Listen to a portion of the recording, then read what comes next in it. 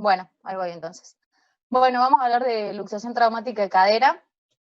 Como objetivo de la clase es definir y clasificar la luxación traumática de cadera, conocer su presentación clínica y establecer las medidas a tomar cuando nos llega un paciente, ¿sí? Se define como luxación traumática de cadera el desplazamiento permanente de la cabeza del fémur hacia afuera del acetábulo, la cual puede ser pura o coexistir con una fractura de la cabeza femoral.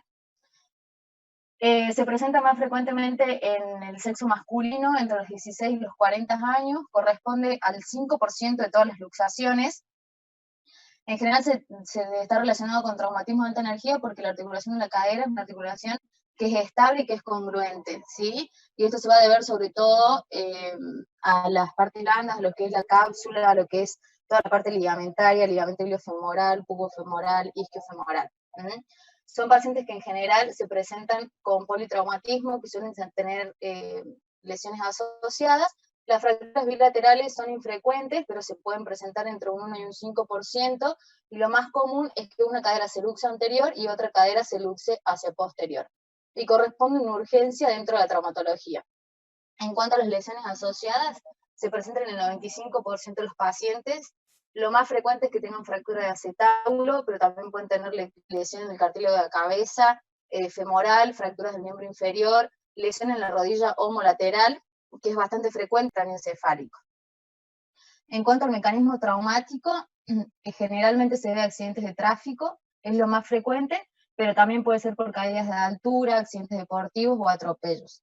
El tipo de luxación que vayamos a tener como resultado del traumatismo va a depender de la posición del fémur con respecto a la pelvis, de la dirección del vector fuerza y también un poco de la anatomía del paciente presentar. La luxación posterior, que es la denominada variante púdica, la cadera se va a presentar con flexión, con aducción, con rotación interna, se puede palpar la cabeza femoral en la parte glútea, y pueden presentar lesión del nervio ciático entre un 7 y un 20% de los pacientes. Y en el caso de la luxación anterior, la variante impúdica, y el paciente se va a presentar con abducción, rotación externa, y puede tener lesión de arteria, vena y nervio femoral. Lo primero que vamos a pedir cuando llegue el paciente a la guardia es una panorámica de pelvis, ¿sí? En general las otras proyecciones, perfil y oblicuas, son difíciles de realizar por la posición del paciente y por el mal manejo del dolor, y tampoco nos tenemos que olvidar de lo que son las lesiones asociadas. ¿Cómo vamos a interpretar la radiografía para saber si es una luxación posterior o una luxación anterior? La luxación posterior vamos a tener una cabeza femoral que es de menor tamaño, el trocante menor que es menos visible por la rotación del fémur, y la cabeza femoral por encima del acetábulo. Y en lo que es la luxación anterior, vamos a tener una cabeza femoral de mayor tamaño, un trocánter mayor que es más prominente, y la cabeza femoral va a estar medial o inferior al acetábulo. Una vez que, bueno, que hicimos, veamos, digamos, que tenemos una luxación, la vamos a poder clasificar. Esta es la clasificación que se usa para las luxaciones posteriores, que son las más frecuentes, ¿sí? Que la clasifican en 5 tipos. El primer tipo, vamos a tener una luxación que puede estar acompañada o no de un fragmento menor en la pared posterior. La tipo 2 va a estar acompañada de un gran fragmento en la pared posterior. La tipo 3 va a tener una conminución de la pared posterior. La tipo 4 tenemos una luxación que se acompaña de fractura en el suelo del acetábulo, y la tipo 5 se acompaña de fractura de la cabeza femoral. Este último tipo, a su vez, se va a subdividir, según lo que es la clasificación de Pitkin, en 4 tipos, ¿sí? En la tipo 1 vamos a tener una fractura parcelar de la cabeza que es subfoveal. En la tipo 2 tenemos una fractura que compromete la fobia. La tipo 3 va a ser una tipo 1 o una tipo 2 con una fractura del cuello femoral, y la tipo 4 va a ser cualquiera de las anteriores con una fractura del acetábulo. En cuanto al tratamiento, lo importante es reducir la luxación, ¿sí? La reducción la podemos hacer cerrada, puede ser abierta, puede requerir o no de osteosíntesis si presenta alguna fractura asociada, y también se puede hacer artroscopía. Lo importante de todo es que hay que realizar la reducción dentro de las primeras 6 horas, porque disminuye el riesgo de necrosis, ¿sí? Está comprobado, digamos, que los pacientes que se reducen en las primeras 6 horas, en general el 5% desarrolla necrosis, y si se lo hace después de las 6 horas, esta aumenta hasta casi un 60%, y es peor si pasa después de las 12 horas. Siempre un paciente sedado, y la reducción cerrada en general se recomienda solamente 2 intentos, y está contraindicada en los pacientes que tengan fractura del cuello no desplazada. Algunas de las maniobras que podemos hacer para reducir la cadera, tenemos la maniobra de Alice con un paciente en decúbito supino, un ayudante que nos va a hacer contrafuerza en la pelvis, y vamos a hacer tracción en el eje, que va a ser en el sentido de la deformidad, con una cadera que va a estar en flexión entre 70 y 90 grados, con suaves movimientos de rotación externa y rotación interna, y una ligera deducción. El chasquido audible ya es signo de reducción. También podemos hacer esta variable que es similar también con el paciente en supino, con el miembro inferior que no está afectado, con la cadera y la rodilla en flexión a 90 grados, y del miembro inferior afectado se pasa el antebrazo por debajo de la rodilla, y con la otra mano se hace tracción empujando hacia abajo sobre el tobillo. A veces también se necesita un ayudante, sobre todo para que sostenga lo que es la pierna que no está afectada. Y por último, la maniobra de Stimson, que es con el paciente en decúbito prono, donde va a tener la pierna afectada por fuera de la camilla, con una flexión de 90 grados tanto de la cadera como de la rodilla, también con un ayudante que nos inmovilice la pelvis, y se va a aplicar la fuerza en dirección anterior sobre la cara posterior proximal de la pantorrilla y leve rotación. Una vez que se hizo la reducción, vamos a pedir de nuevo una panorámica de pelvis y vamos a hacer el resto de las proyecciones, ¿sí? Axiales, inlet, outlet. Lo que vamos a buscar son fracturas asociadas, cuerpos libres, ver que la articulación esté congruente. Siempre después de la reducción se recomienda un tal control para poder ver todo esto, digamos, que a veces puede pasar desapercibido en una radiografía. En algunas bibliografías recomiendan la resonancia, digamos, no como predictora de si el paciente va a desarrollar necrosis, sino para ver un poco más lo que es las partes blandas, pero no se hace de rutina, digamos, inmediatamente en forma aguda. Y después de la reducción vamos a evaluar la estabilidad colocando la cadera con una flexión a 90 grados y aplicando una fuerza posterior. Cualquier signo de inestabilidad significa que es un paciente que va a ser candidato a quedar después de la tracción, de la reducción en tracción, o un paciente candidato a cirugía. La reducción abierta va a estar indicada en aquellas luxaciones que sean irreductibles, en los pacientes que además de la luxación tengan una fractura del cuello femoral, cuando tengamos interposición de fragmentos, o cuando tengamos una incongruencia articular o una inestabilidad después de la reducción cerrada. El tipo de abordaje que usemos en la reducción abierta va a depender sobre todo de la dirección de la luxación, de los fragmentos que tengamos a reducir y a fijar, y también un poco según la experiencia del cirujano. En líneas generales lo vamos a dividir en lo que son los abordajes anteriores y los posteriores, ¿sí? El anterior lo vamos a usar cuando tengamos fragmentos anteroinferiores. Como desventajas presenta compromiso la vascularización anterior, y el 42% de los pacientes tienen calcificación heterotópica en el postquirúrgico.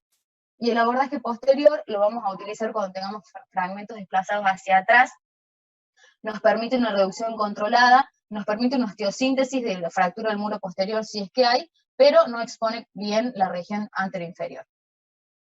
Con respecto a la artroscopía, este es un review que lo que propone es realizar la artroscopía de forma rutinaria, digamos, tratando de no hacer los abordajes abiertos, digamos. Lo proponen como un método seguro y efectivo que tiene buenos a excelentes resultados en el 90% de los pacientes en un seguimiento de acá a 7 años. Como ventajas, menor daño en partes blandas, menor riesgo de sangrado, menor tiempo de recuperación postquirúrgica y una menor tasa de complicaciones neurovasculares. Y lo que se propone es usarlo tanto en la etapa aguda, digamos, a ni bien tiene el paciente de luxación, como también cuando tengamos las complicaciones de forma crónica.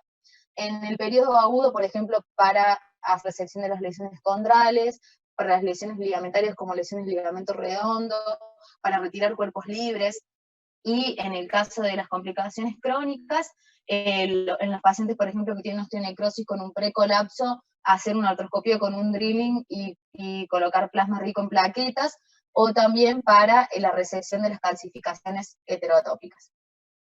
En lo que respecta un poco al postquirúrgico, varía bastante en la bibliografía. En algunos lados proponen dejar al paciente con la cadera en tracción más o menos entre 2-3 semanas, algunas veces hasta un mes, pero en los artículos más nuevos se deja de lado lo que es la tracción, y se habla de una inmovilización las primeras 2 semanas, empezar una movilidad pasiva a partir de la segunda semana con fisio, evitando los rangos extremos de movimientos de la articulación, y la carga la vamos a empezar de acuerdo al tipo de paciente que tengamos. Si tuvimos una reducción temprana menor a 6 horas, en general carga parcial a partir de la tercera o cuarta semana y carga total a partir de la sexta, y si tenemos una reducción, hicimos una reducción pasada las 6 horas, recién una carga total a partir de la octava semana. Y los pacientes que tengan luxofractura, hay que evitar la movilidad activa hasta la sexta semana, y la carga la vamos a postergar hasta la semana 10 o 12 después de la reducción de la luxación. En cuanto al seguimiento, tiene que ser un seguimiento radiológico cada 3 o 6 meses durante los 2 primeros años, pero después se recomienda, digamos, continuar el seguimiento por las complicaciones que pueden tener a futuro. Bueno, y las complicaciones las vamos a dividir en tempranas y en tardías. Las tempranas, lesión del nervio ciático, como dijimos antes, en el 7 al 20% de los pacientes con luxación posterior, que se pueden deber a una compresión o a una tracción. Por eso es importante evaluar el nervio ciático cuando el paciente llega y tiene la luxación y después de la reducción. Si vemos que empeoró la clínica, o que antes no tenía y después la reducción tiene déficit del nervio ciático, es un paciente que es candidato a hacer una revisión, porque quiere decir que probablemente esté atrapado el nervio. También de forma aguda podemos tener lesiones vasculares como de la arteria glútea, que a veces necesitan ligarlas o embolizarlas, y fracturas femorales asociadas. Y en las complicaciones tardías, la necrosis avascular, que está directamente relacionada con el tiempo de la reducción, ¿sí? De menor o mayor a 6 horas.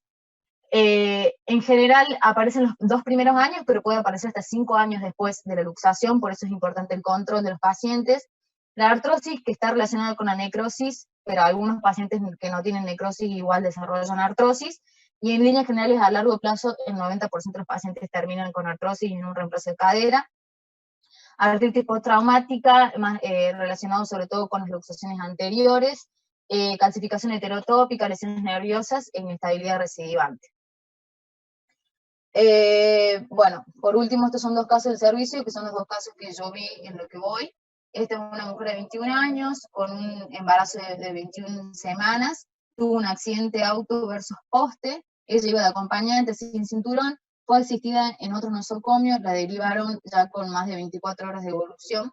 Vino con esta radiografía inicial, donde se veía que la cadera derecha no era muy congruente, digamos. Se le hizo un rezo, porque no le podíamos hacer TAC, porque estaba embarazada, ¿sí?